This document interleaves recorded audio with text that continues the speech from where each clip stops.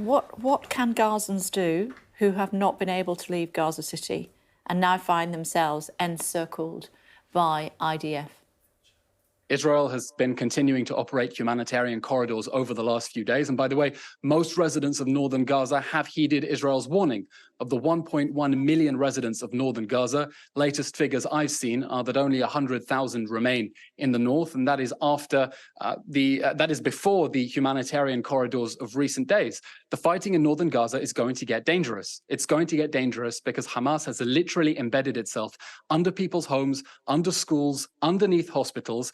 And those are all legitimate targets under international law. When Prime Minister Rishi Sunak says the UK wants Israel to win, it wants us to go after these terror targets so they can never perpetrate the massacre again. And we hope that civilians will continue heeding our warning. My understanding of international law is that they are only targets that you can aim at as long as civilians are not in the path of those missiles and rockets. No, that is, so it's important that we're on the same page about international law, and I know that's very important for British, very important for British audiences especially. International law says that medical units may not be used under any circumstances to shield military targets.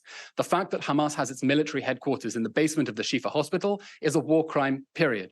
The next article of international law, I'm quoting Additional Protocol 1 of the Geneva Conventions, generally taken as a faithful reflection of customary international law, says that those medical units may lose their protected status when they are used to shield military targets, as long as sufficient warning has been given and every possible precaution taken to get civilians out of harm's way.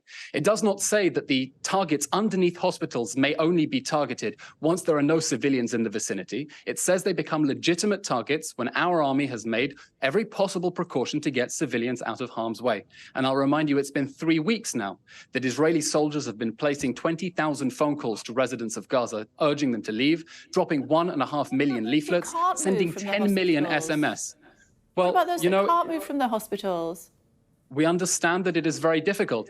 Israel also has its own internally displaced person problem. We have 250,000 evacuees, including elderly people, including sick people who've been forced to leave Sderot, who've been forced to leave Kiryat Shmona up in the north because we want to get them out of harm's way. And we want Palestinians to get out of harm's way as well. And we think that anyone in the international community genuinely concerned for civilians should be helping and encouraging that evacuation of civilians to get them out of harm's way. That is their responsibility under international law, instead of criticizing Israel for doing everything it can, more than any army in the history of warfare, by the way, to keep the other side's civilians safe from the consequences of their own leaders' reckless endangerment of them.